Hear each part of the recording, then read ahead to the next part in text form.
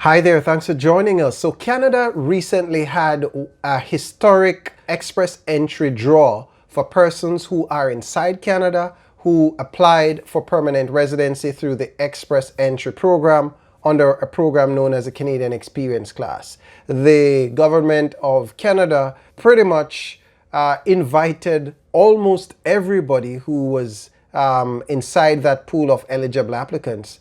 The government invited almost everybody to apply for permanent residence. That was historic. But after you've been invited to apply for permanent residency, what happens then? How does that application process work?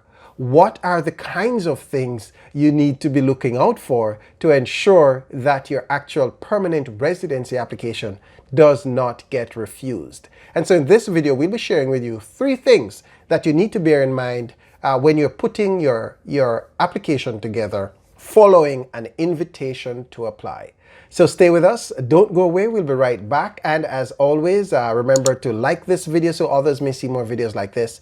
Subscribe to our channel so that you'll get notifications, and check us out on our website at go.gooselaw.com. I'll be right back.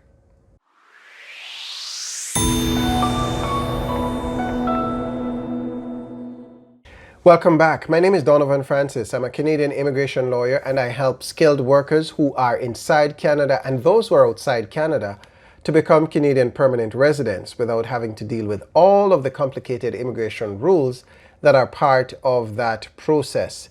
Now, the government of Canada recently issued a record number of invitations to apply for permanent residency to persons who are inside Canada and who had applied for permanent residency under a special class known as the Canadian Experience Class.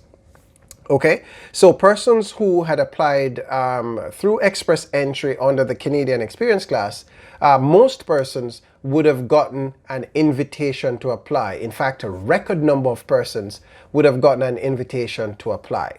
Now, getting an invitation to apply is a crucial first step, but it is not the most difficult step. The most difficult step is actually preparing, submitting, and getting your application for permanent residency approved.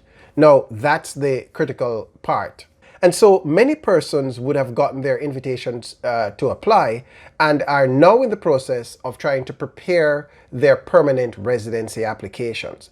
Now, generally, you have 90 days within which to submit your electronic application for permanent residency after you've received an invitation to apply.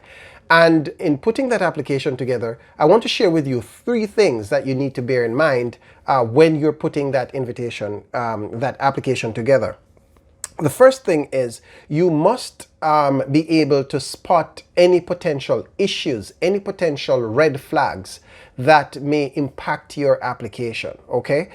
These are issues which could be fatal to your application and lead to a refusal if you're not able to address them at the outset. You know, there could be issues having to do with the omission of some information previously, you know, or the inclusion of information that may be perceived by the immigration officer as being inaccurate. And those kinds of issues could lead to a finding of misrepresentation, for instance. And so you want to be on the lookout for red flags, issues that could potentially affect your application. So that's the first thing that you're going to want to pay some attention to.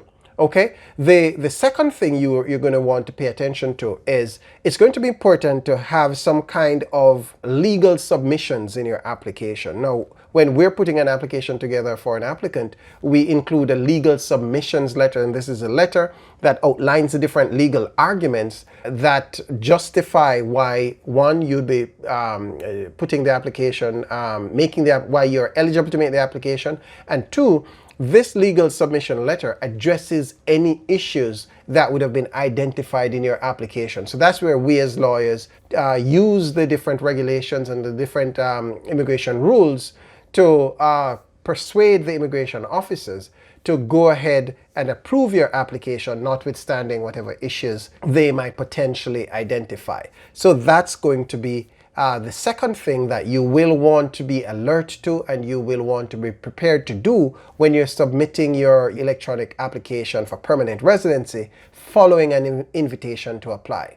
The third thing you want to be alert to is the fact that after you submit your application, that's not where the process ends. You know, the immigration authorities may likely come back to you and ask you for additional documents, or they may seek clarifications around an issue that they have uncertainties about, you know, and you want to be prepared to adequately address those concerns, adequately address those questions if and when they were to arise. That's going to be very important. You know, we've seen the immigration authorities come back and they've asked for additional forms, for instance, you know, or sometimes they may have questions around a particular issue, and so they need you, the applicant, to provide an explanation, and then they in turn will be making a final decision based on the explanation that you provide. And so you want to be prepared to address follow-up concerns from the immigration authorities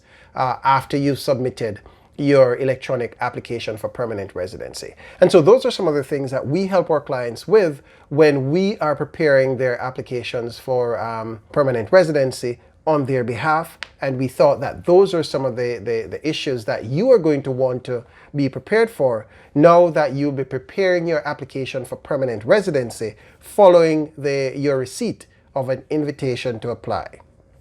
Okay, so if you have questions or concerns surrounding this issue, or if you need support with filing your electronic application for permanent residency, we of course are happy to help. Just reach out to us and let us know. All right, so I hope you got value from those 3 tips that I shared with you today. And as always, thank you so much for joining us. And remember to like our videos, subscribe to our channel, and check us out on our website at go.gooselaw.com.